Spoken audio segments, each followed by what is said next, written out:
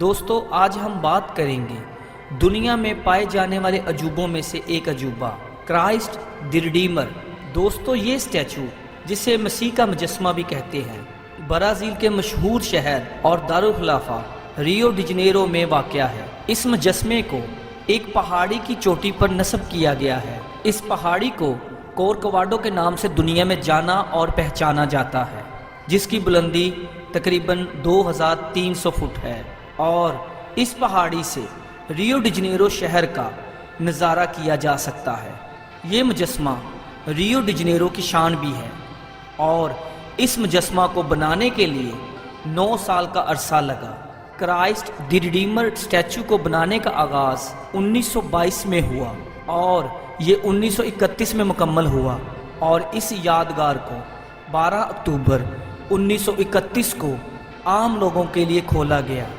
دوستو اگر اس کی تاریخ میں جائیں تو سب سے پہلے اس مجسمے کو بنانے کا منصوبہ 1850 میں پیش کیا گیا، اور اس وقت کی شہزادی سے اس کی معاونت کی درخواست کی گئی۔ اس مذہبی نشان کو بنانے کے لیے شہزادی نے کوئی خاص توجہ نہ دی، اور یہ نظریہ 1899 میں ترک کر دیا گیا۔ اس کے بعد جب برازیل کا وجود قائم ہوا تو دوبارہ اس کو بنانے کا خیال پیش کیا گیا۔ اس سلسلے میں ہفتہ یادگار منایا گیا تاکہ اس مقصد کے لیے چندہ اکٹھا کیا جائے۔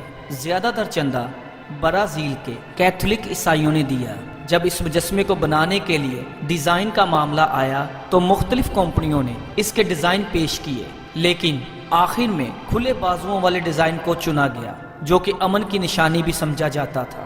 اس مجسمے کے اوپر چھوٹی چھوٹی سوئیاں لگائی گئیں تاکہ پرندے اس کے اوپر نہ بیٹھ سکیں۔ اس کو بنانے کے لیے 9 سال کا عرصہ لگا، اور اس پر اس وقت تقریباً 2.5 لاکھ امریکن ڈالر خرچہ آیا۔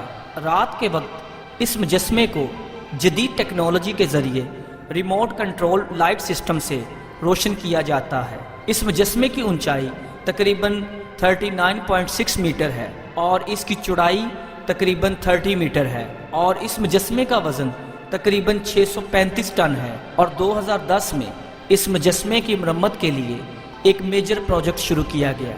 مجسمے کی سطح کو ریپیئر کیا گیا، اور پہاڑی پر چڑھنے کے لیے لوگوں کے لیے ایکسکیلیٹرز لگائے گئے تاکہ ضعیف لوگ بھی آسانی سے پہاڑی پر پہنچ سکیں۔ اور آج کرائسٹ دی ریڈیمر اسٹیچو نہ صرف ریو ڈی جنیرو شہر کی بلکہ ملک برازیل کی شان بنا ہوا ہے۔